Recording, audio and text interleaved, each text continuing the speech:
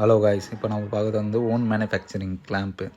இது வந்து SP clamp 3mm வரும். கேரேஜ் போல்ட்டோட வரும் உங்களுக்கு. இது எல்லாமே லாக் டைப்பில் தான் வரும். லாக் ஆகும், எல்லாமே பக்காவாக லாக் ஆகும். இதுவும் அதே மாதிரி தான் ஹெக்ஸாகன் போல்ட்டோட வித்து லாக்கோடு வரும் உங்களுக்கு. லாக் ஆகும். இது பார்க்கறதுக்கும் லுக்கு நல்லாயிருக்கும். இது வந்து 2.5 வரும் திக்னஸ்ஸு. இது வந்து யூ கிளாம்ப். இது 2mm யூ கிளாம்ப். இது கேஜி கணக்கில் வரும், பர் கேஜில் வரும் இது ரேட்டு. இது வந்து போர் கிளாம்ப்பு.